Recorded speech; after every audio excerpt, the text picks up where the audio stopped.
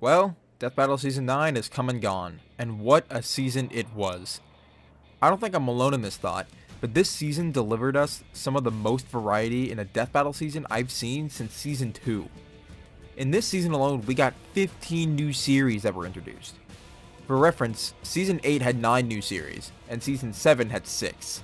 The last season that had the most amount of new series introduced was Season 5 with 14 new series.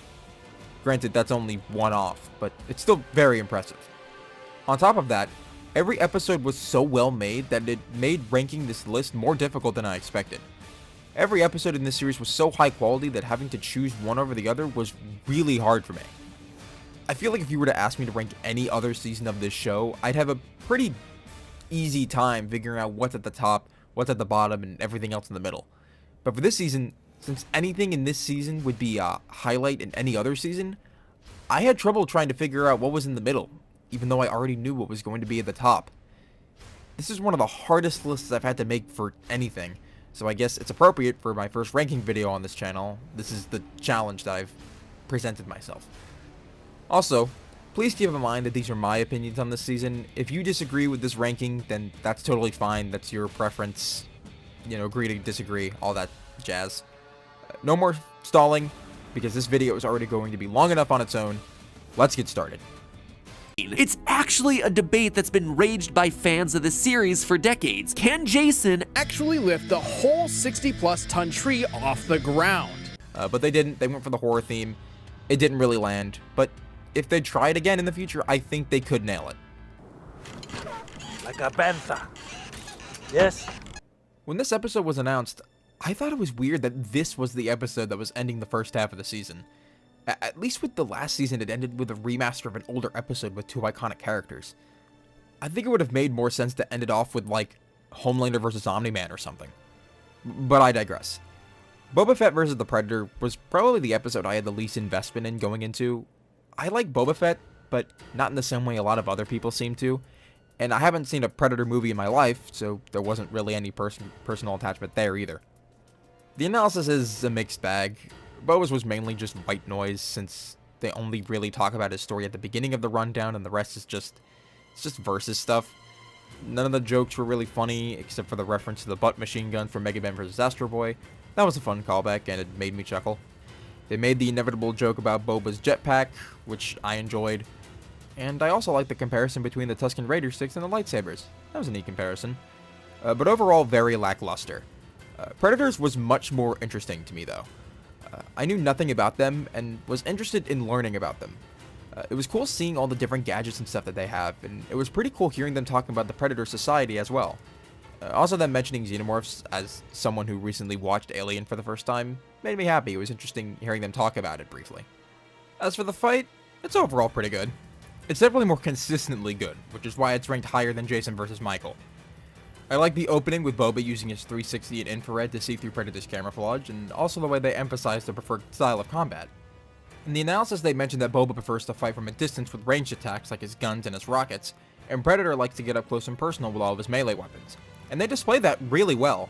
Boba constantly uses his projectiles and jetpack to keep his distance, while Predator continuously uses his various melee weapons to get in close.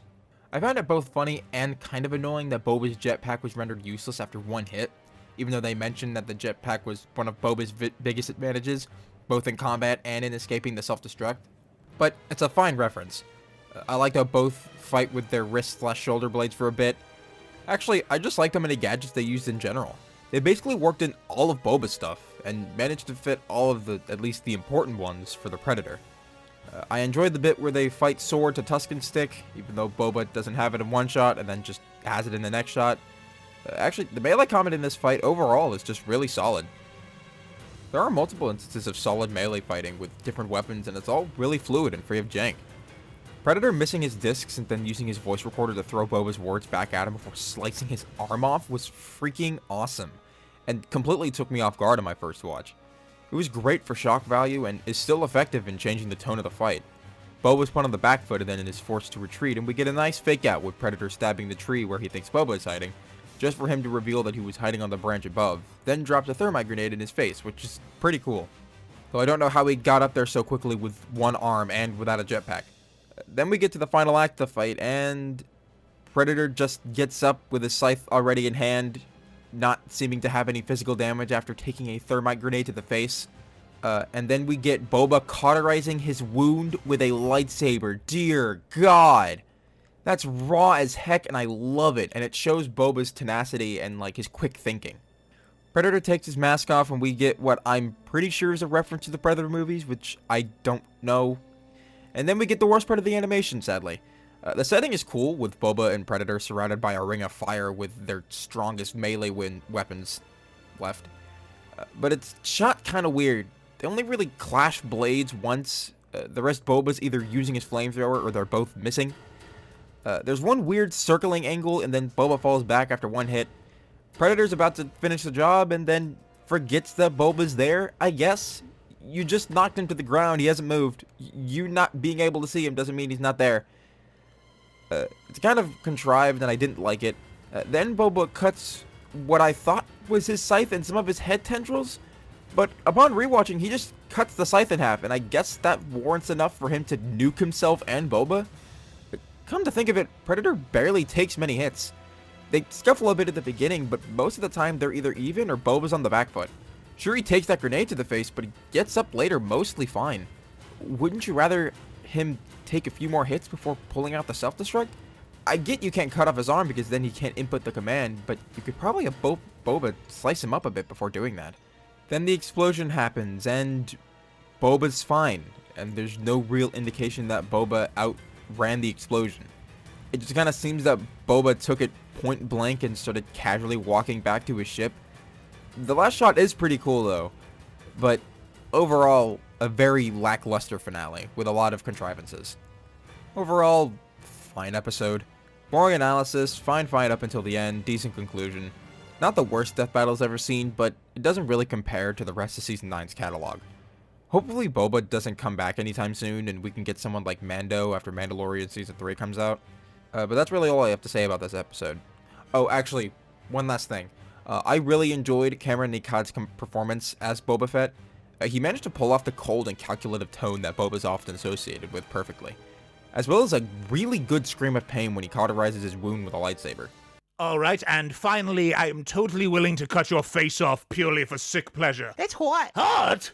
I'ma keep it real with y'all. When Harley vs. Jinx came out, I didn't like it at first. I found the analysis really tame at best and outright annoying at worst.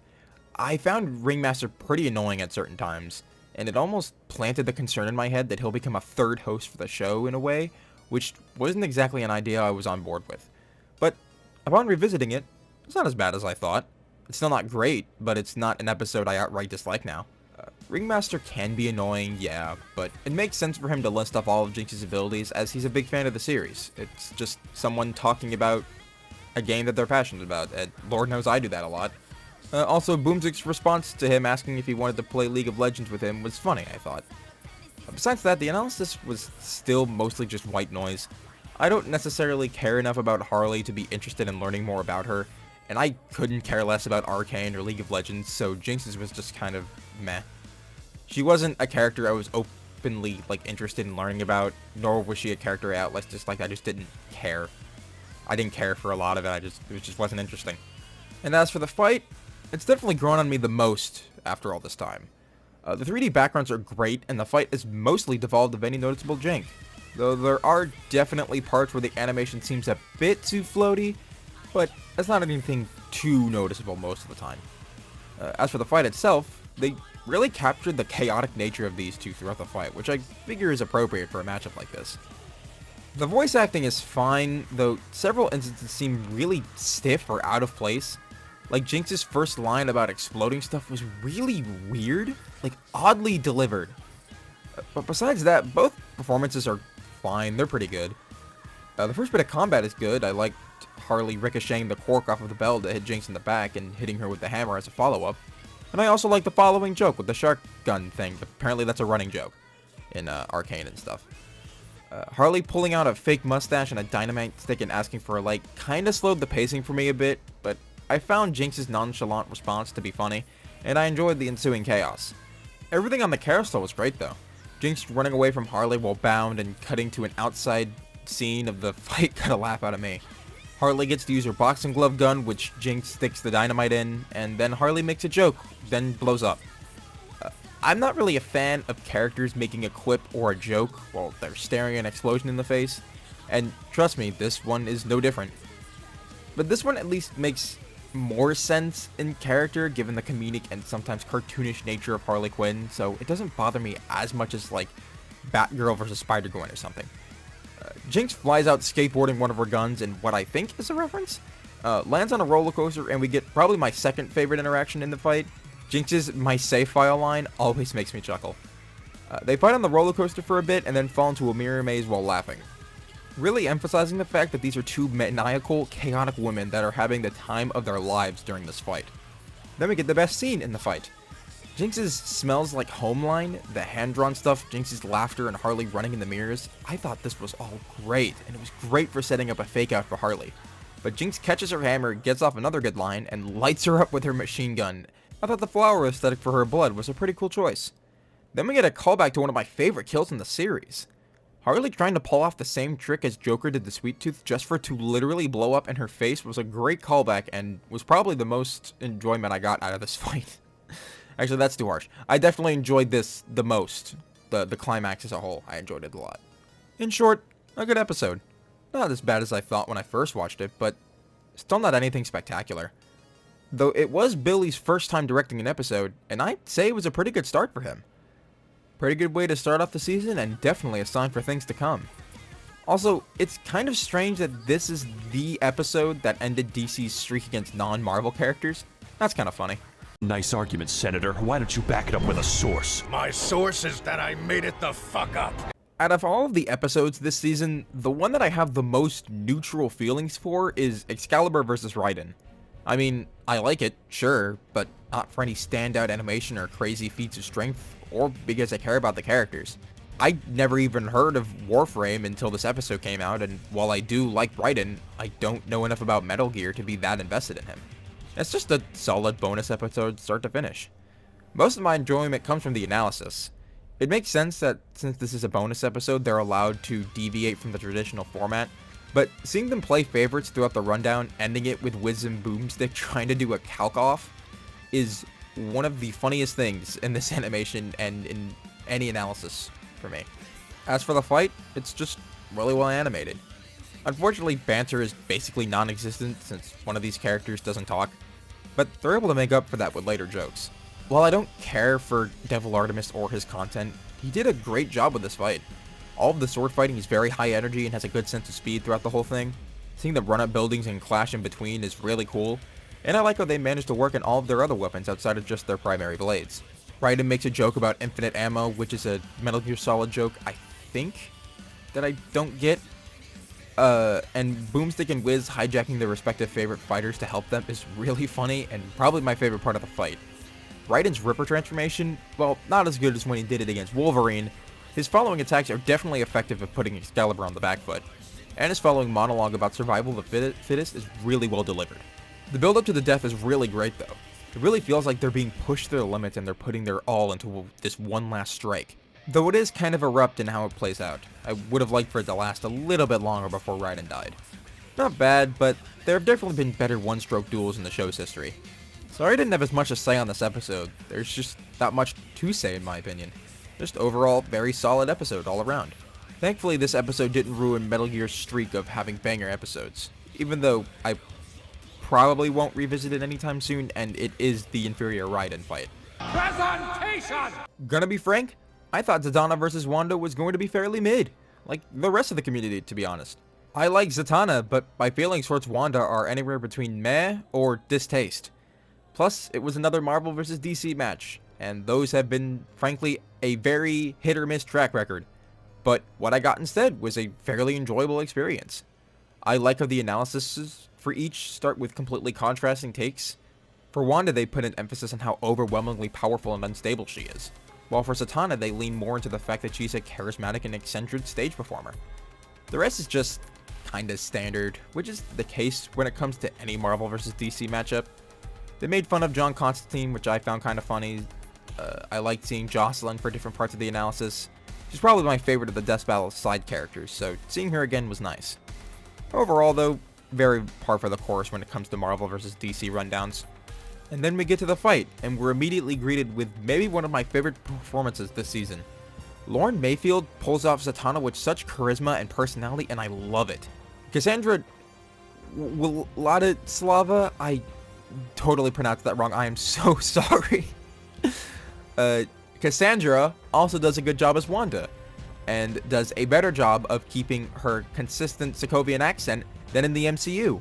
Fight starts off pretty standard, naturally, because you need to have them warm up before getting to the more reality-breaking stuff. Zatanna turns herself into a horde of bunnies, which Wanda promptly murders all of them, and then we get probably my second favorite part of the animation, which is the Justice League vs. Avenger summons. While I would have liked for them to have voice acting or something, it makes sense that they're not talking since they're not real characters, they're just constructs. Still though, fun scene for sure. We get a really nice hand-drawn shot of the curtains transitioning into Wanda's crown, and then we get a funny Megamind reference, blue sparkles and all. Fun fact, I actually didn't watch Megamind until after this episode came out, so I didn't get it at first, so I thought everyone was just being crazy. Did he just say? Aye, he did. Zatanna reaches towards the camera in a shot that has joined the drawing of Reverse Flash and becoming a meme. Then we get to the multiverse scene, which, unsurprisingly, has the best stuff in the episode. We get to see Zatanna and Wanda showing off how much they contrast in personality, which I enjoy, and is the main thing I enjoyed and took away from this episode overall. With Wanda taking this seriously and Zatanna responding to her by juggling and throwing 4 universes at her, which causes her to lose it. It's kind of weird that she decided to go full mental breakdown mode after getting 4 universe balls thrown at her face, but Wanda's mental state is already pretty fragile to begin with, so I don't know. Then we get a reference to the No More Mutants line, complete with an excellent delivery by Cassandra. And here's the part where I genuinely was caught off guard. Going into this, I fully expected Wanda to take the win, probably because I was more familiar with her and what she could do, and not so much Zatanna. So this fake out actually got me. Then Zatanna reveals that she's fine, delivers a bone-chilling line, and we get one of the better deaths of the season with more excellent hand-drawn animation and a solid death scream. Then we get more great hand-drawn stuff and more displays of Zatanna's charisma to close out the episode. Also, why are people cheering when Zatanna just magicked a sawed-off corpse onto the stage? I don't know. I also really like the conclusion. It really convinced me of the fact that this was a fight that was so incredibly close that it decided strictly on their mental state. In short, this is a fairly solid episode. Standard but boring analysis, fun and creative fight, great voice acting, good hand-drawn stuff, and a convincing fake-out. Despite its low ranking on this list, I enjoyed revisiting it. I don't know how frequently I'll revisit it in the future, but I'll give it props for subverting my expectations. I found you, Faker. Faker? I think you're the fake fusion around here. This episode is probably the most unfortunate case on this list. Vegeta vs. Gogeta is a mixed bag. On one hand, I liked it. I thought it was a good episode. I enjoyed it more than all the episodes below, obviously, which is why it's ranked higher than what most people probably would. On the other hand, there's nothing really about it that makes it stand out from the rest of the season, or even from the rest of the Dragon Ball episodes, besides the fact that the fight is just good. I'll quickly go over all of its external problems before going over the actual quality of the episode. I think making this episode the season finale in a season that already had 2 Dragon Ball episodes was a bad idea. Trunks vs. Silver may already have been pushing it, but at least it covered portions of Dragon Ball's continuity that hadn't been touched before, like Xenoverse and Heroes, giving it its own unique identity. This, while it's a same series matchup, therefore giving it its own unique identity as well, having it as the finale, in my opinion, wasn't a smart move. I'm not against same series matchups, far from it actually. Some of the best Death Battle episodes have been same series matchups. But having it as a finale, by doing that, you're isolating the fans of the show who aren't Dragon Ball fans, as small as that minority may be, thereby making it less engaging for that portion of your audience. There was also the extended waiting period, which I know it was because they wanted to take the extra time to make the episode good, which I'm glad they did, don't get me wrong. I would rather have them extended the wait period to make the episode better than to just push it out on schedule and the episode just isn't as good. But all it really did was let the thought sink in that maybe this isn't as hype as I thought it was. I would have rather had something like Gogeta versus Omniman if they still wanted to use one of those fusions. That feels more like a finale, considering the huge cosmic scale those two can reach. Okay, that's enough about all the external stuff. How's the actual episode? Well, I'll say I did really like how the episode is framed, with Wiz and Boobs that gathering the Dragon Balls and using their wish to make the two fusions fight. It was a cute idea that I enjoyed. The analysis is kind of repetitive, which makes sense because they're covering basically the same character with minor tweaks. Though there were parts about it that I appreciated. I like the fun fact about Gogeta being created first. I didn't know that. And I like the bit with them explaining how Vegeta's name works. It also unfortunately has that problem of hyping up the loser a bit too much. I understand the whole pay respect to the loser deal, but the fact that they hype him up immediately, Gogeta, that is, kind of similar to Trunks vs. Silver, which we'll get to, and then also outright state that Gogeta has a better name, kind of irked me. The rest is just kind of white noise, nothing really interesting. As for the fight, it's pretty good. I like the vocal performances of both Goku and Vegeta. Lanny slays it as always, and I honestly really like the voice that Michael Kovac puts on for Goku. I understand why they went for a more accurate or at least mainstream interpretation of Goku instead of going with Moscow X, but it still would have been really cool to hear what a Dragon Ball Z abridged Vegito/Gogeta would have sounded like. Regardless though, the impression is really spot on. It's similar to Lanny's Vegeta in that it sounds close enough to the dub to be recognizable, but not too close to sound like he's outright imitating it. I honestly wouldn't mind him returning should Goku ever come back to fight Archie, Sonic, or Jin Mori.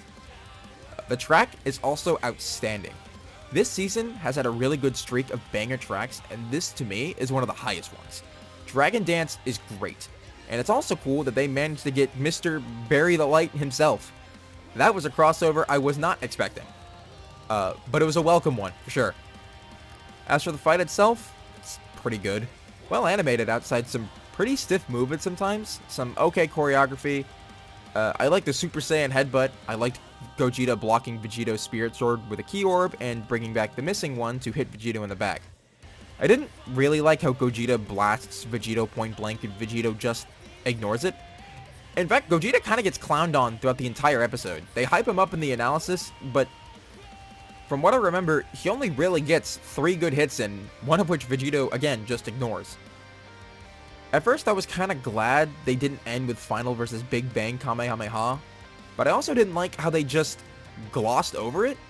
It would have been cliche, but that's like the only way to end a matchup like this, and it doesn't last that long. Kind of unfortunate, and a missed opportunity, in my opinion. I like the overarching bit where they go between different Dragon Ball locations. I really wished that Gogeta stayed in Super Saiyan 4, and they totally could have since that was the main thing telling these two apart. But Gogeta decided to abandon variety, even though they say in the analysis that Super Saiyan 4 and Blue are roughly equal, so you absolutely could have kept him in 4 and no one would have complained. They kind of gloss over the bluff Kamehameha, and Gogeta immediately nukes him with the move he used on Broly. Then we're already at the climax, and I actually really liked it. Gogeta gets a cool line and pulls out the Soul Punisher as the music swells, which doesn't make much sense given the context, but you can't not include that move in a Gogeta fight. It's kind of a staple to the character. Vegito uses a regular Kamehameha, not even like a final Kamehameha, just a normal Kamehameha. But we get probably my favorite Kamehameha delivery in the series next to Goku Black, so that's something. Gogeta charges through the Kamehameha, we get a good breaker delivery, I think that's what he's saying. Whatever it is, it's delivered well. I don't really know why Vegito closed his eyes right here. It kind of confused me. Gogeta and Vegito turned blue evolved and Kaioken respectively for a brief moment, which I thought was really cool, but it's kind of hard to notice unless you're really looking for it. I didn't even notice until a comment pointed it out. Then Gogeta turns to stone. I don't know why, but we got the fist bump, which I thought was neat. And that's the fight. Nothing outright bad, but nothing really amazing. The conclusion was pretty standard and easy to see coming. Personally, as one of the last remaining, 10 people on the planet that prefer Vegito over Gogeta, it was nice seeing him catch a win. Overall, it's a fine episode, but again, I don't think it was one that needed to happen, and it kind of dropped the ball as a finale. Which is a shame because this season had such a consistent track record of good episodes. Honestly, Sauron versus Lich King felt more like a finale than this. It's kind of a shame. We probably won't get these two returning for a while, if at all. There aren't really characters that warrant a returning episode, unless Toei decides to do something crazy with them in the future that warrants something new to talk about. But for all the Gogeta versus Omniman fans and Vegeta versus Dr. Fate fans, aka me, these two are gone for a while, potentially forever. So that's a shame. Monkey. When Hercules vs. Sun Wukong was announced, I was the most surprised I'd ever been about a death battle announcement. Even more so than SpongeBob vs. Aquaman. At least I knew SpongeBob had a chance of being in a death battle. I never expected them to tackle actual Greek mythology. I'm a huge fan of mythology, and while I haven't read Journey to the West, I have seen some of Monkey Kid, which I did enjoy. It had some freaking phenomenal animation. Which, cool enough, they actually showed a clip of it in the rundown, which is nice. Speaking of which, the rundown is pretty fun. It was really surreal hearing them talk about both of their stories. I liked how they sprinkled Hercules' arsenal throughout talking about his story. It felt very well paced. Hearing about Wukong was cool too. I didn't really know much about him besides what I learned from Monkey Kid, so I was interested in hearing about his story. In short, solid analysis, though I could have done without all the Goku references. 1 is fine, maybe 2, but 3, a bit excessive. And the fight is just as enjoyable. I love how it's stylized. The black inky effects that surround every swing and every clash of their weapons is really pretty and helps the episode stand out. The fact that it takes place on a scroll and their godly selves are holding the opposite ends is really cool. The contents of the fight are also really solid. Obviously, you can't work in every single one of Wukong's transformations because that would be impossible, but they managed to get the basics down, like growing and shrinking up a staff, a handful of animal transformations, the clones, the 3-headed transformation which leads to the best joke in the animation. Hercules gets to use all of his arsenal too. He gets a club, a sword, his poison arrows, and his loud clappy things. I don't know what they're called. I googled it. I don't know how to spell them, so I just went with the clappy things. The voice performances are spot on as well. Hercules specifically has my favorite performance in the animation, with 3 standout lines that were all well delivered. Alex Mai does a great job as Wukong as well. He's really able to pull off the fun-loving, battle-craving energy that's a staple of the character. Christian Young also does a good job as the narrator. Everything about this fight is great! Except for the death. The build-up is good. Both of them go for one final attack with all of their might. They clash. Their godly selves holding the scroll join in the fight. The narrator builds it up. There's a flash and we get whatever this is supposed to be. Then the narrator just tells us Wukong wins before he even delivers the final blow. Wouldn't it have been better to have him say, "and the victor is," have Wukong kill him, then say, "Sun Wukong"? It just kills the suspense as for who's going to win. Then Sun just says what happened instead of making a joke or a cool line about it. That would be like if Popeye, instead of singing his theme song at the end of his episode, just went, "Well, blow me down. I punched him so hard he turned into eggs. And then he walks away. It's definitely a lackluster way to end the episode. But yeah, solid fight all around, no noticeable jank, but a death that really falls flat on its face, unfortunately. But, despite its flaws, I'm still really glad that this episode exists. This opens up the door for a whole new genre for death battle to mess with, so I'm glad this episode was successful. So that means we can potentially get stuff like Thor vs. Susano and Zeus vs. Odin in the future. He tricked me with a wooden gun. Magneto vs. Tetsuo was an episode that I was looking forward to quite a bit when it was coming out, since Magneto is one of my favorite Marvel characters, and I was actually pretty interested in learning about Tetsuo and Akira as a whole. And I'm happy to say it didn't disappoint. I enjoyed both rundowns. Hearing them talk about Magneto was pretty cool, since I feel like he's one Marvel character that deserves to be on Death Battle more than others. It was also pretty interesting to hear them make comparisons to Magneto and Xavier's real-life inspirations. That was something I didn't expect, and it was pretty fun to hear. Tetsuo's analysis was also solid. It actually got me interested in checking out Akira more than I already was. Time to add that to the ever-expanding list of manga I need to read. I like that they compared Tetsuo's ego death to real-life equivalents as well as LSD. That was neat. In short, solid rundowns, but anything really of noteworthy besides what I'd already mentioned. Now for the fight, and it's actually really solid. The voice actors do a solid job, the sprite work is great and doesn't have any noticeable jank, the effects are good as always, and the choreography is just all around really solid. The fight starts out pretty low scale, which is to be expected, since you want to have them build up the crazy stuff that they can do. At the beginning, they're just throwing cars and signs at each other. It's pretty similar to Zatanna versus Wanda in that regard. It doesn't really start to pick up until Tetsuo loses his arm, which doesn't have the same kind of shock value as Boba Fett versus Predator, but it still took me off guard. They fight for a bit more. Magneto throws a building at Tetsuo, and Tetsuo responds by just screaming at it loud enough for it to break apart. I don't know if I find that raw as heck or just hilarious. Maybe a bit of both.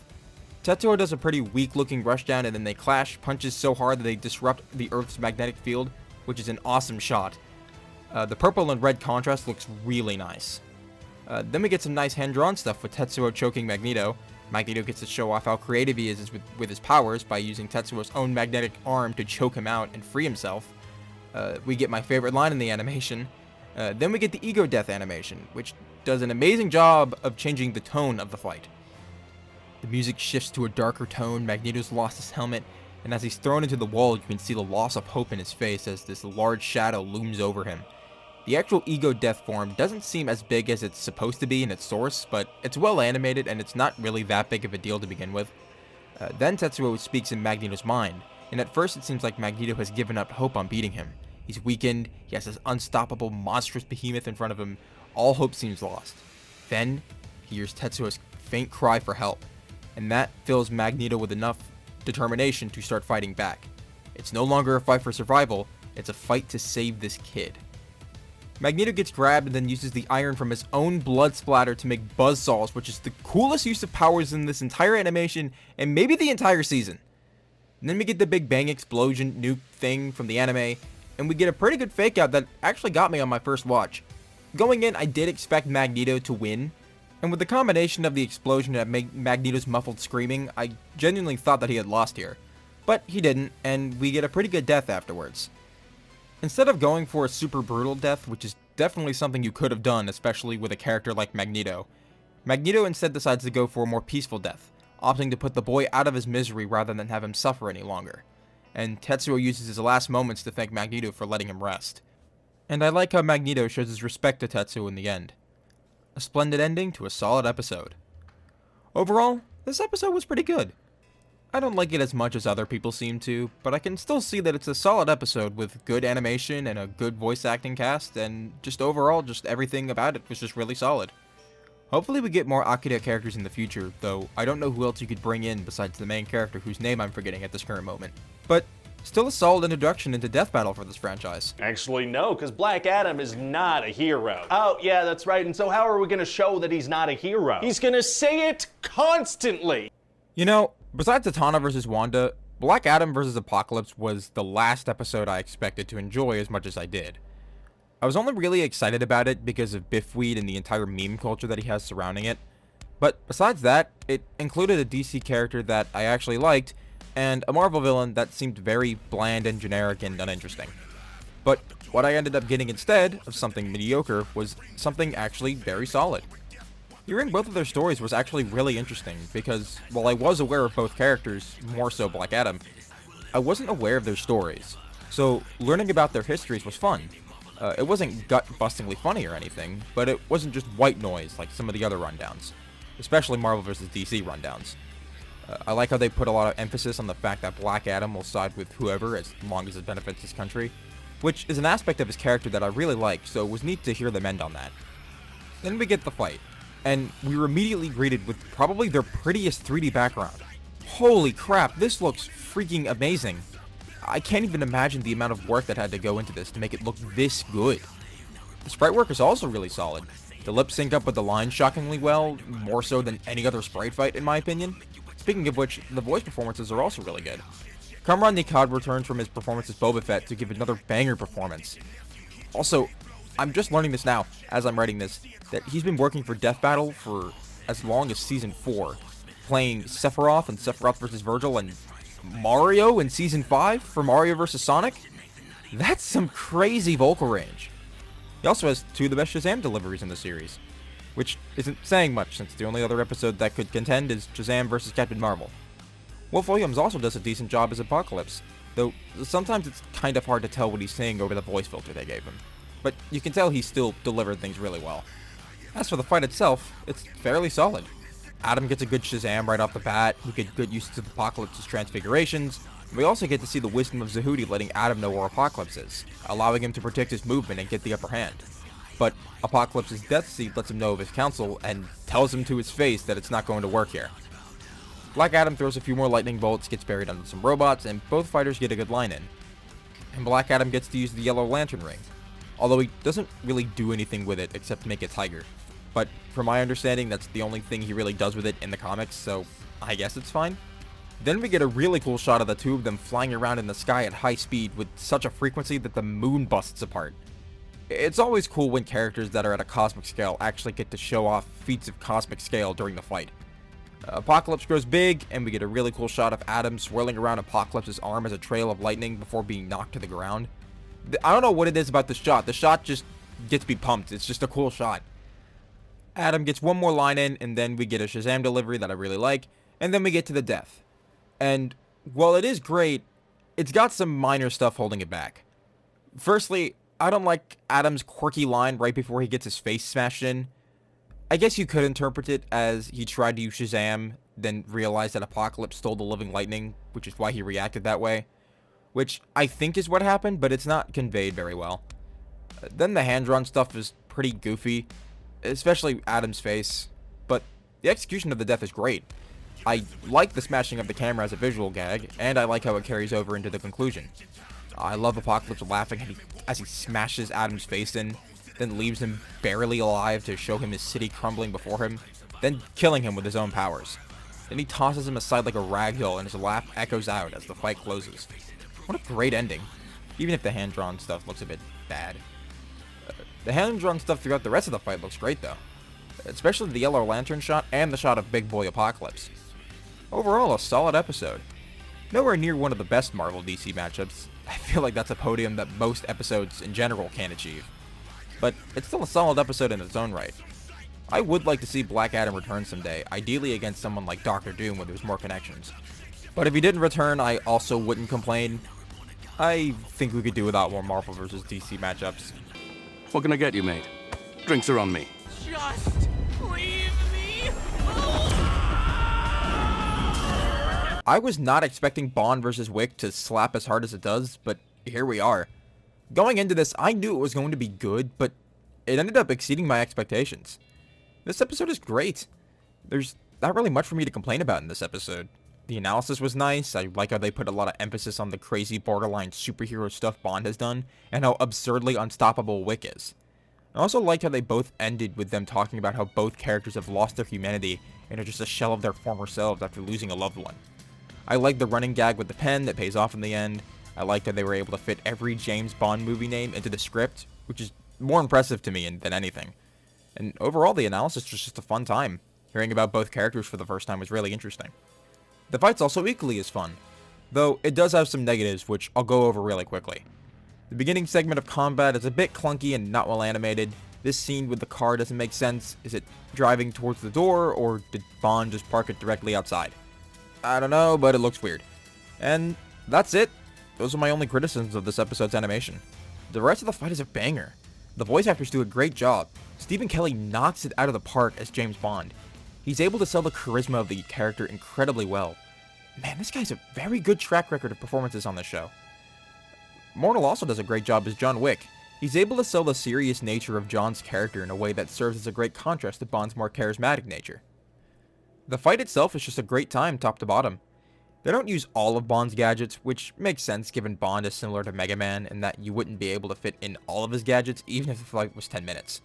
But they put in all the important ones. The laser watch, the rocket cigarette, the pen, which has the best joke in the episode, and the car, which is overall the highlight of the fight.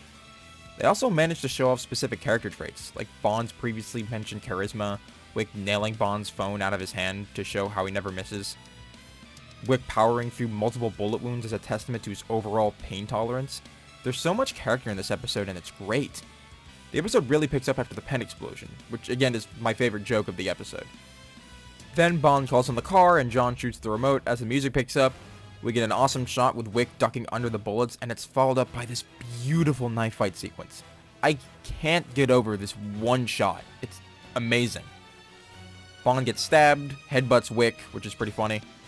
Wick gets to use his bulletproof suit, they both reach for their guns, and we get the best shot in the fight. The fact that they were able to work this into the animation is genuinely commendable and amazing. We get to see Wick show off his pain tolerance, and it was here that I thought he was going to win. Then we get the death, which is pretty good. Bond's put in a corner, but he's able to use his cunning to turn the tables. He uses the bullet fire from the car to stun Wick, then kicks him into the car, then uses the laser watch to drop a chandelier on top of him. That is definitely a way that a Bond or Wick villain would go out, and it's great. Normally I'm not a fan of characters just sitting there and letting themselves die, but Wick I feel like is the only character in this situation I could believe would just stand there and take it if he was faced with death. I also like the phone dying to symbolize his defeat. Overall, a really solid episode. This is probably the one time we'll see these two get into death battle, since these two don't really strike me as the characters with enough stuff to warrant a second analysis that'll be any different from before. But maybe Bond will come back to fight like Jason Bourne or something, I don't know. We'll see. In a world of mutants, Green Naruto attends Sky High. For a guy who cares nothing about My Hero Academia and knows nothing about Black Clover, I was surprised to like Deku vs. Asta as much as I did. I don't know if I'm in the minority or not on this one, but I really enjoyed it. Personally, I was glad that this episode happened over Deku vs. Gon, because, truth be told, I do not like that matchup. It has basically no connections outside the fact that they were wearing green and punch hard. Significantly less interesting than Deku vs. Asta's connections. The rundown here does kind of fall flat, which is probably more of a me thing because my hero, more specifically Deku, is just so basic and boring as a character that hearing them run down his story was basically just white noise. I liked how they put emphasis on their friends and their rivalries for both sides. I liked how they pointed out the fact that the mangaka just made Deku Spider-Man, depriving Deku of any remaining originality that he had. I found the whole thing about Deku's name origin kinda neat. Overall serviceable, but very forgettable. Asta's was a little better, mainly because I was a little more interested in learning about his story than Deku. I watched this episode with a friend of mine that's a Black Clover fan, so he was able to tell me if all the jokes they made about Asta screaming checked out. Which they did, which was fine because I found them funny anyway. The rest of the jokes were fine, they didn't make me laugh, but I at least found them passable. What I did like about this rundown for both ends was how they put a real emphasis on their friend groups and their rivalries, which makes sense considering that's one of the big connections between these two. I thought it was a cool way to end each rundown. Then the fight starts, and unfortunately we're treated with probably my least favorite performance of the season. Jose Estrada's, I hope I'm saying that right, his Deku impression does not work for me at all, sadly. I think he nails the smashes and the yelling lines, but when he's talking normally, while I get what he's going for, it just doesn't hit with me. His voice came off as very irritating with the constant voice cracks and the high-pitched voice. The dub actor doesn't have the same issue. He sounds fine in that. Credit where credit is due though, when he needs to yell, he freaking yells. Every time he needs to raise his voice, he puts his all into it, which I always appreciate. Asta is played by Michael Kavak, who plays Goku in literally the next episode, which is neat, I guess. And he does a bit better than Jose all around, I think. My Black Clover friend says that the impression isn't accurate to what he actually sounds like, but as someone who hasn't seen any of Black Clover and only knows what he's told me about Asta, I think this voice fits him fine. All of his deliveries are spot on as well.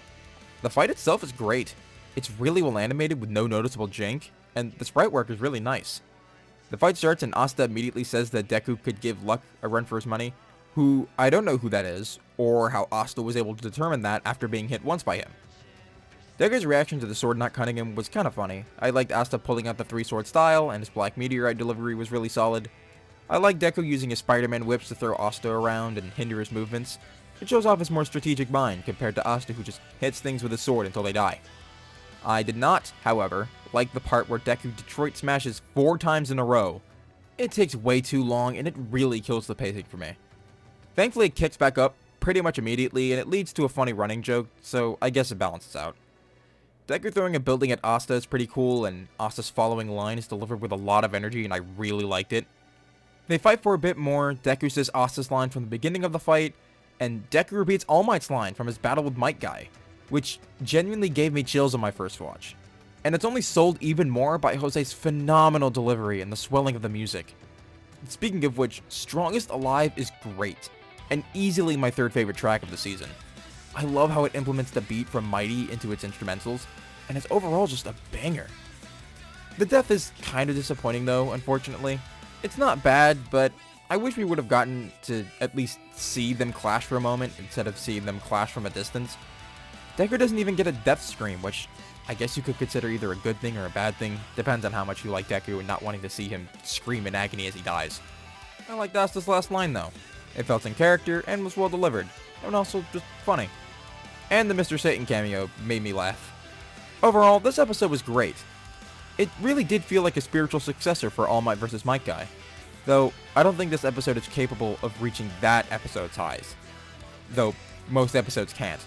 Still though, a really enjoyable episode, and hopefully it opens the door for more Black Clover and My Hero episodes in the future. Attention all proud warriors! Have you ever considered pressing the like button? Leave it to Death Battle to take a matchup I had pretty surface level interest in, and not only flip it on its head, but turn it into a great episode. Archie Trunks vs. Xenosilver is yet another reason why I believe this season served as a stepping stone for the future of Death Battle, taking characters you might be familiar with and using a different version of them to serve a more interesting matchup. The analysis is unfortunately pretty tame. It was interesting to hear them talk about Xenoverse in the Archie comics though. It served for a more interesting rundown than most other Dragon Ball or Sonic matchups. Though, similar to Gogeta vs. Vegeta, they do kinda hype up the loser a bit more than what they should. I suppose it's to cushion the blow of having another Dragon Ball character lose, but it's still pretty distracting. Even in the conclusion where Boomstick outright says that Trunks is cooler than Silver, it's just very noticeable and very distracting. The rest of the analysis is solid, though Trunks still dives into the repetitiveness of most modern Dragon Ball episodes in that it brings up the Goku and Beerus feat, which was already brought up in a previous episode this season. But at least they brought up a new Goku feat, which was nice. Though it makes you wonder why they didn't bring that up in the Vegeta episode, but whatever. Silver's was also pretty good, though it does sort of make Sonic vs. Wally's rundown worse by comparison, since it seemed that they went much more into depth here than in that episode. Though I think that was more of a issue of time constraints and not really the fact that they didn't try hard enough. The fight starts and it looks great. The one big thing that I think bothered a lot of people is that Trunks and Silver sprites clash a little bit, which I think they knew, which is why they focused more on their range attacks, only putting them in the same shot if they absolutely have to. The voice acting is also spot on. Kaiser Neko once again delivers a phenomenal performance as Trunks, and gets two really good lines towards the end. Esnu Onsti has a great standout performance as Silver. I was honestly surprised at how well he was able to impersonate the original VA while also having it sound natural. The fight overall is really solid. The team behind this fight were able to really take the arsenals of these two and run wild with it. Silver gets to do so much stuff with his telekinesis, from throwing Trunks' blasts back at him to breaking apart the moon and using it as a projectile. That initial scene of him breaking apart the moon with the blue outline is such a cool shot. Trunks basically gets to use all of his techniques as well. We get the Masenko, Burning Attack, Galagun, and the Final Flash. The jokes all land well too, except for the rip-off line after Silver turns Super. I get it's a callback to Vegeta vs. Shadow, but it's just kind of a joke that's become more and more stale as time goes on. The rest of the jokes are good though, mostly coming from Trunks' side. His crap baskets line made me smile, his pleading for a good pull shortly after also made me laugh, since they referenced him being a big fan of the card game, so naturally he would react like that. The fight really kicks up after Silver breaks apart the moon. We get the previously mentioned good jokes, we get some really cool visuals of Silver redirecting the blast and Trunks blocking it with a sword. Then we get probably my favorite Super Saiyan transformation in the series. The blinding flash of red light accompanied by the music ramping up and Trunks breaking through Silver's attack is really effective at showcasing the power increase of Super Saiyan God. Super Saiyan God is my favorite Super Saiyan form aesthetically, so seeing it make an extended appearance in Death Battle was a real treat. We get an extended scene of Trunks taking the upper hand after being on the back foot for a while. He pulls out the dumbest looking sword I've ever seen in Dragon Ball or just in general. Then we get a really cool shot of Trunks stabbing Silver with said dumb sword. Then we get two amazing deliveries from both voice actors as they use their time manipulation abilities at the same time, which leads to another really cool shot of time glitching out all around them and then eventually landing in the realm of time. Speaking of which, said realm of time looks really pretty, and is apparently filled with a bunch of Easter eggs that I didn't notice initially. Trust me, I spent a decent bit trying to spot whatever Easter eggs I heard people talking about. The only one I was actually able to spot on my own was Fleetway Supersonic right here, which honestly surprised me to see. That's a really deep cut. Silver gets in a dorky line that's in character form, then we get a great line from Kaiser as Trunks, Then Silver uses his Chronos powers to not only turn Trunks' attack back on him, but to send it back at him with the same force Trunks had planned to hit him with. Silver's "It's no use" line is really well delivered. I always love it when they're able to take a character's usually goofy or silly catchphrase and turn it into a sick one-liner. And Trunks glitching out of existence as he's impaled is really cool and also kinda gruesome. Overall, a great episode. I'm really glad they decided to take this route for this matchup. It opened the door for making it a lot more interesting than what they probably would have done if they did this matchup normally. Hopefully they keep this up when they inevitably do Xenogoku versus Archie Sonic. I wouldn't mind seeing Silver return either. Game Silver versus Mystery Dungeon Grovyle is a matchup I'd really like to see in the future as well, but we'll just have to see. Country? Seriously? I'm not here for your country. I want to rule the world! You know, I was really hoping for Bardock versus Omni-Man leading up to this season, but in hindsight, what we got as an alternative was way better. Omni-Man vs. Homelander is a great episode, which is surprising considering that I'm not really a fan of either franchise. I don't really care much for these more cynical takes on the superhero genre, nor am I that overly into gory content. Still though, I thought this episode was great despite my lack of interest in the characters involved. The rundowns were good, nothing especially great, but it was interesting to hear them talk about these franchises for the first time in depth. Omni-Man specifically I found really interesting, since I knew less about Invincible and was a bit more interested in learning about it, though it does suffer a little bit by actively avoiding spoilers from the comics. The jokes were solid though, and I liked how they ended in a similar fashion with talking about their sons, and how their sons affected their lives going forward. That was an interesting contrast I wasn't expecting. Now we get to the fight, which is probably their best hand-drawn fight to date next to Mario vs. Sonic. The setup is one of the best in the series, with Homelander getting to show off his overwhelming intimidation and stage presence that makes him such an intimidating villain, which is only helped by the phenomenal performance of Yang Yi, who, fun fact, played Poochie in the latest season of JoJo's Bizarre Adventures, so that's some neat little trivia for you. Tom Schalk returns from his role as Dio in Kool-Aid Man to play Omni-Man, and he freaking nails it. This is definitely one of the most talented actors to be on Death Battle, and this isn't the last time I'll be talking about him on this list. The reveal of Debbie's corpse is so good for establishing tone, complete with the quiet but eerie music, and Homelander, after being charismatic, just puts it to him straight, and Omni-Man reacting with a singular sentence, which gave me chills on my first watch. After the preview came out, I remember so many comments that were begging for Omni-Man to actually follow through on his promise, and by golly he did, but we'll get to that later. Then the fight actually starts, and it's really well animated. There's no noticeable jank, and it's well choreographed. I like how it displays Omni-Man's sheer dominance over Homelander in terms of strength, but they also make sure to have Homelander use his specific advantages like his sonic scream and his laser vision. The fight in the air is cool, with Nolan taunting him as well as the double reference with Nolan holding his head towards the plane. They fight for a bit more, they crash into an oil tanker, and we get more of Yang's great acting, with him really able to show off Homelander's mental instability when his public image is threatened. Then we get a really cool shot of Nolan slowly hovering through the flames. Then we get a scene that genuinely took me off guard on my first watch. Homelander's got Nolan pinned and is lasering him directly in the eyes, which is another reference that I understood and appreciated. And the moment he threatened Nolan's son, he rips out his jaw in another reference which legitimately caught me off guard the first time. Then we get the best death in the season, and it's not even a contest. Nolan rips out Homelander's heart, gets a genuinely bone-chilling line, feeds Homelander his own heart, then crushes his head. What a phenomenal way to end a great episode. Fully embracing the overly gory nature of these two media in a great way, with great vocal performances and great animation. I really liked this episode, and revisiting it was just as fun. Hopefully when these two franchises inevitably return, they'll also be just as good. Negan vs. Billy Butcher and Nova vs. Invincible are matchups that I've seen floating around, and from their most recent podcast, they are interested in trying to find a fair matchup for Invincible, so it's probably happening sooner rather than later. I'm going to feed you your own heart. You will find nothing. Holy crap, Sauron vs. Lich King is great. What an absolute banger of an episode. There's not even much for me to go over without saying more than just, I thought it would look cool, but I'm gonna try. The analysis is solid, breaking down the characters in a way that was interesting to learn about. I liked how they brought up parts of their arsenal as they progressed throughout the stories, and I liked the cutaway of Boomstick eating the ring. I thought Wiz's reaction was funny as well. That's really about it. There's nothing much else for me to add on to, just I liked it. And the fight, where do I even start? I think I'll start with the sound. The sound design is top-notch. Every clash of weapons and every spell has a sound effect that feels impactful, and the way they mixed Sauron's voice was really well done. Speaking of which, Ryan Solis does a really good job as Sauron.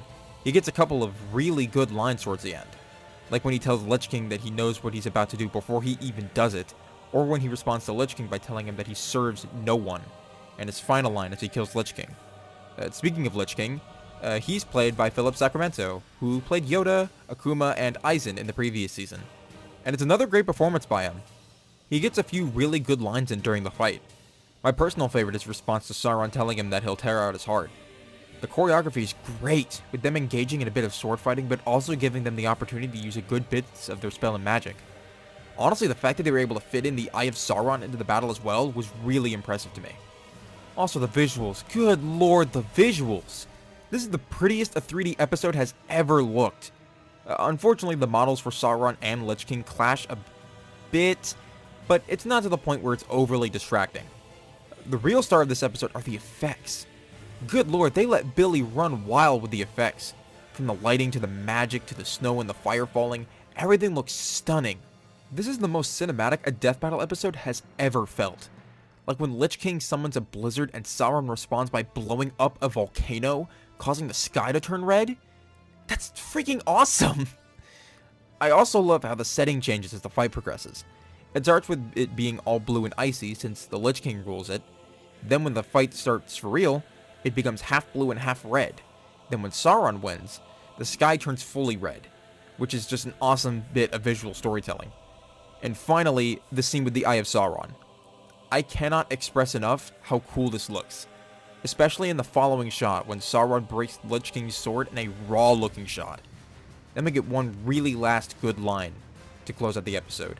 Then Lich King just gets obliterated and gets left a husk. What an amazing fight with outstanding visuals. I really do hope that Billy continues to do effect work for future episodes, because he really knocked it out of the park with this one. And hopefully we get to see more Lord of the Rings and World of Warcraft characters in the future. Gandalf vs. Dumbledore is one that comes to mind. I don't really have anything in mind for World of Warcraft though, since I don't play it, but this is definitely a solid introduction for both franchises. I'm not crying. I'm only crying really hard. Holy shit, hold me, bro. Please don't touch me. I was not expecting Tundra vs. Jonathan to rank this high when I sat down to rewatch the entire season for this video, but holy cow was I caught off guard. This episode is amazing. I had pretty surface level interest in both characters. I like Demon Slayer, but its visuals are really the only thing that makes it stand out. The characters are likable, but pretty one note, and the story is very paint by numbers and unremarkable. And while I like, or at least respect JoJo for what it is, I can't really say I was completely invested in Jonathan's part of the story. Despite that, I really enjoyed this episode regardless. The analysis is nothing special. Tundras in particular felt really limited due to them going out of their way to avoid manga spoilers, which I appreciate them doing, but the analysis as a whole still feels incomplete as a whole because of it. Jonathan's fared a bit better though. I'm genuinely surprised they were able to make the rundown last as long as it did, considering how little content there is in part 1. But lo and behold, they managed to make it work. I also liked how Jonathan's ended. Besides that, both rundowns were fine. I liked how they ended both segments by talking about how both of these two have a heart of gold as well. That was nice. Then we get to the fight, and what is there to say that hasn't already been said? It's just great. Benji Buckley gives one of my favorite vocal performances in this season, only outdone by a performance from a different episode, which we'll get to. Every line is delivered with such a high amount of energy, and I love it. Especially his final overdrive, but we'll get there. Tundra's voice actor is great too. The fact that Zach Maher is able to go from the kind and sweet personality that Tundra usually has, to no nonsense and delivering action lines with a similar amount of energy is really impressive. The choreography is also stellar. Jonathan clearly has the strength advantage, but Tundra is able to make up for it with his agility and sense of scent. There are a few janky moments with the sprite rigs, but it's nothing too noticeable or distracting unless you're really looking for it. Both characters get to use strategy and cunning to try and outplay each other as well. Tundra uses his sense of scent and X-ray vision to try and exploit Jonathan's weaknesses, while Jonathan uses a tree as a weapon and projectile, and also tries to hide in it to get the element of surprise. That is such a JoJo thing, and it's really funny to me. The visuals are also stunning. The 3D backgrounds are all amazing, as usual with modern Death Battle, and the Hamon and water breathing looks amazing. The water breathing looks a bit static in certain shots, but it's still overall really pretty to look at, especially the Hinokami Kagura stuff. Okay, that's enough stalling. I have to talk about the climax of the fight now. Jonathan has Tundra against the ropes, so Tundra uses X-ray vision to see that Jonathan is using his breathing technique to transmit energy throughout his body, and uses this information to counterattack and aim for his lungs. We get a really well animated sequence of Tundra putting Jonathan on the defensive. Then a shot that's kinda weird with Jonathan kinda just standing there as Tundra directly aims for his sword. We get an excellent overdrive delivery, then everything goes dark, with only the sound of Tundra's inhaling and exhaling. Tundra breaks Jonathan's sword, once again putting him on the defensive. Tundra catches up to Jonathan, aims for his lungs with Jonathan giving a very JoJo inner dialogue, in a good way. The thread cuts in a cool shot, and we get the most JoJo thing in this entire episode, and maybe the entire series, with Jonathan evading Tundra's stab by 2 inches by inhaling. That's so silly, in a great way. Then Jonathan, using Hamon to keep Tundra's sword stuck in his body, knocks him back, and Benji delivers the sunlight yellow overdrive like he's screaming bloody murder, complete with an absolutely stellar final rush. Genuinely, I can't get over how cool this is. It's so good. Then, after Jonathan has finished smashing Tundra's face in, we get a more character-driven scene, which is really saying something since this episode has had some of the best characterization I've seen on Death Battle. Tundra spends his last moments defending his sister, which brings JoJo's to tears. I know some people are a bit upset at how goofy the tears look, but I think it fits JoJo as a whole. JoJo vows to defend Nezuko and gives Tundra a peaceful death instead of letting him suffer any further. Then we get a heart-wrenching hand-drawn scene of JoJo reaching out his hand for Nezuko, just for her to enter demon mode at the last second. What an absolutely heartbreaking ending, and I like Boomstick's reaction to it as well. I think this ending worked on me especially well because it touches on a subconscious thought that I always have when I think about deaths in Death Battle, or deaths in media in general. When a character dies, they're leaving their entire families behind. When Goku dies, he's leaving his family behind. When Steven dies, he's leaving behind his friends. When Ichigo dies, he's leaving behind his friends, etc., etc. It's something that's always nipped in the back of my head whenever I watch these episodes with characters that I care about, and I know that they have friends and family that will miss them when they're gone. And this episode fully delves into the consequences of a fighter killing their opponent. Jonathan now has to live with the fact that he's killed this girl's older brother, who was just trying to protect her, and now has to protect her, even though she probably doesn't want help from the guy who just killed her brother right in front of her.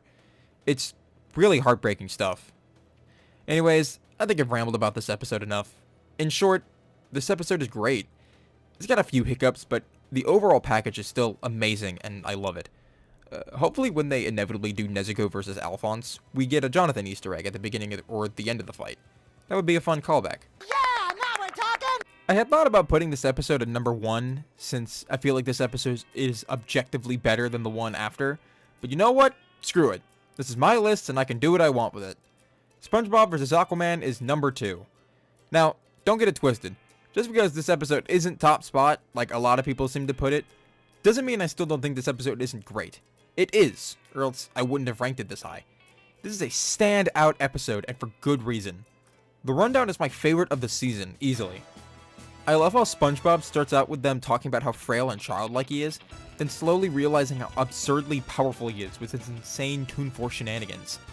And Aquaman starts out with the complete opposite, with them hyping up Arthur to have crazy mind-bending reality powers, only to realize that he does, in fact, suck. It's a stomp, but they fully lean into the fact that it's a stomp, as well as SpongeBob's crazy cartoon stuff, which I think is the best way to go about this matchup. As for the fight, once again, the visuals look great. The underwater environments look so amazing and pretty, and all the effects look stellar as usual. Both performances are great as well. Tom Schalk returns from his role as Omniman to play SpongeBob, and does a really good job. Obviously, SpongeBob has one of those voices that you can't really replicate one-to-one, but Tom gets it pretty darn close. He even gets the laugh off pretty well. Keston Howard also does a great job as Aquaman. He's able to show off a multiple range of emotions in this episode, from heroic to irritated to angry to sad. He also gets in his own equivalent of a Dragon Ball yell at the end, which I'll talk more about later. Keston's really been knocking it out of the park with his vocal performances on Death Battle. He's come a long way from Minecraft Diaries. I'm pretty sure I'm the only one that remembers that. Everything about this fight was just great. I didn't grow up with SpongeBob, but I could still tell that this was a love letter to the entire SpongeBob franchise. I recognized a couple of different Easter eggs throughout the episode that I was able to appreciate. There wasn't a single part of this episode where I didn't have a stupid grin on my face. From the beginning, to Aquaman's wheeze when he gets hit with the missile, the SpongeBob clones and Aquaman's reaction, Aquaman's realization that he's the lamest version of Aquaman, etc, etc. As per usual with this season, they knock it out of the park with the finale. After getting a genuine character moment from Aquaman, we get a really cool sword fight penciled to Trident. We get a Doodle Bob army, which was cool to see, and then we get a funny transition gag, which are my favorite SpongeBob gags. Then for the second time this season, we get a case of Death Battle taking someone's goofy catchphrase and making it sound really cool. Seriously, not only did they do this twice in one season, but they did it back-to-back. Like back-to-back episodes, which is freaking funny. And his line, SpongeBob's line, just gave me chills. It was just freaking cool. Then we get a really cool shot of Aquaman picking up the entire ocean and throwing it at SpongeBob. I don't care if it's not realistic. It's freaking cool. It's just awesome to see. Their final eyes before giving it their all is also really nice, which is all brought together by an amazing track. Oceanman is great, though it's not a track I would listen to on its own, but it does complement the fight really well. Then we get a surprisingly somber death scene with Aquaman. I remember when Tundra vs. Jonathan came out and they took the sad death approach. I was hoping that they wouldn't do it too many times in fear that it would make that episode feel less special, but not only did they do it well in Magneto vs. Tetsuo, they did it well again here. And they all feel distinct from one another, so it doesn't feel like they're trying to replicate it. The conclusion is also one of my favorites. You can really tell that Ben got to flex his vocal range with Wiz talking about how absurdly powerful SpongeBob is. And it's really fun to watch. In short, good rundowns, a fun fight, and an entertaining conclusion. A great episode all around. Hopefully this will let Death Battle know that we want more cartoon episodes in the future. Maybe we'll see stuff like Bugs vs. Mickey and Tom vs. Wile E. Coyote and Scooby vs. Courage in the future. Those episodes are all very high in demand, so maybe we'll get to see them in the future now that this episode's done so well. I am the hype! And now for the number one. And I know I'm in the minority on this, and that's fine. This is a hill I am willing to die on. You can make the argument that the last 3 to 4 episodes are objectively better, but this isn't about objectivity. Vegeta vs. Thor is my favorite episode of this season. No episode this season, except for maybe Silver vs. Trunks and Jonathan vs. Tundra, has been able to give me the same rush of adrenaline that I felt while watching this episode. The analysis is good, though I am a bit biased. These are some of my favorite characters in media, so hearing them talk about them, especially in Vegeta in Modern Death Battle, it was just nice to see. It's not anything groundbreaking, but I did like how they ended both rundowns with talking about how the events of their life shaped them out to be better men. Like Thor being banished to Earth and joining the Avengers helped him become a true hero, and Vegeta losing to Goku helped him discover that family was more important than power. Anyway, the fight starts, and where do I even begin? Now, before I start gushing, I will go over some of the inevitable points that people will make about this episode. Yes, the pacing of the beginning of the fight is weird. I kind of wished Vegeta paced out his transformations a bit more. Yes, I'm also disappointed that Vegeta didn't react to Thor calling him unworthy. Yes, they referenced DBZA a bit too much. And yes, Thor's Infinity War reference doesn't really fit the context of the fight. Alright, now time to gush. Starting off small, the sound design of this episode is freaking great. Every hit that lands feels meaty and impactful, and every ki blast and lightning effect also has really great sound design. And all of Mjolnir's sound effects sound freaking amazing. Visually, the episode looks great. They really went all out with making the ki and lightning stuff look really pretty. Speaking of which, the voice acting. Jonah Scott returned from Thor vs. Wonder Woman and gives off a really good performance, especially compared to his last episode. You can tell he really got to flex more of his vocal performance muscles, I guess. He gets a few really good lines towards the middle and end of the fight, but it's Lanny that really steals the show. I will stand by the fact that Lanny is one of the most talented voice actors to ever work on Death Battle. His Vegeta voice is top-notch, and every line he delivers is done with such a high amount of energy that it makes this episode even more of a joy to watch. And the track, oh my god, the track! Princess of Pride is no joke my favorite track of the season and the series. I'm struggling to even find the words to describe it. It's just that good. It's just such an amazing track. This track got me into Viking Rock. Like, this track goes so hard. It's awesome. In terms of choreography, everything after Vegeta turns blue is great. Vegeta gets a cool rush down, gets a good line in, and fires a big bang attack. Thor absorbs the energy, which was cool to see them implement that ability into the fight. Thor throws the hammer, Vegeta tries to catch it, and we get the only bit of levity in the fight, which works for me really well. Vegeta's panicked yell as he flies down past Thor always manages to make me chuckle. Thor gets a cool line, and then we get Ultra Ego. Now, I know people are split on Ultra Ego. I personally like it. I think it's a cool counterbalance to Ultra Instinct, but I do wish he kept his eyebrows, but at the same time, it helps the form feel more distinct. So it balances out. Thor attacks Vegeta, but to no avail. Vegeta gets a cool line/reference in, then gets a really cool rushdown on Thor. He knocks him into a wall, blasts him point blank, binds it with key rings, which was cool to see. Drags him across a cliff, knocks him around a bit more, and then we get Thor's best line in the fight. Him responding to Vegeta's "Do you feel fear" line with "Only Thunder" was an awesome line that gives me chills every time. Then we get a really cool scene of some fast-paced rapid attacks, and now we enter the best part of the fight, no contest. Thor knocks Vegeta back, and we get one last DBZA reference. And this is the best one, in my opinion. This line is delivered with such a level of malice and venom, and it's amazing. They both charge up one last final attack, the sky literally shaking and contorting as they do so. Vegeta charges his final flash, and Thor unleashes the God Blast. Vegeta, being the only one with some sanity left, uses instant transmission to teleport behind Thor and fire his final flash point blank into Thor's face, with Lanny screaming like his life depended on it. And we get a breathtaking shot of the final flash firing out of the planet and eclipsing it. This is peak Death Battle, and the highlight of the entire season. There is little that can top this, in my opinion, in any episode ever. Then we get probably one of their best fake-outs. With the music fading out and the camera focusing on Vegeta, I genuinely thought he had won here. Then I was proven wrong immediately, and we get an amazing hand-drawn shot of a battle-damaged Thor. And the fact that despite having his face grabbed, Vegeta still tries to take Thor down by doing what I think is supposed to be Final Explosion, while screaming bloody murder, is incredible. Thor says the best line from Infinity War, and drags Vegeta down as he calls back his hammer. We get one last good hand-drawn shot, and we get to see a great death of Vegeta's head getting freaking squashed between Thor's hand and Mjolnir. The fact that they were able to capture his expression so perfectly is incredible. Then Jonah gets to get his own lung-destroying scream as Thor screams into the sky as lightning crackles overhead, as the music slowly fades out. What an absolutely phenomenal episode. And that's Season 9. I will say, despite some small hiccups along the way, this is probably their best season yet. We got a bunch of new franchises, consistently good fights, and a lot of unique matchups. This season, more than any other, is a stepping stone for the future of Death Battle. With all these new franchises and concepts being thrown around, and all of them being very successful, it's no leap in logic to say that we'll definitely be seeing more unique things like this in the future. Death Battle is better than ever now, and I could not be happier. Anyway, that's all from me. I'll quickly go over the champion poll winners real quick. Bill versus Discord winning is awesome. I love Bill Cipher, and seeing him covered would be freaking awesome.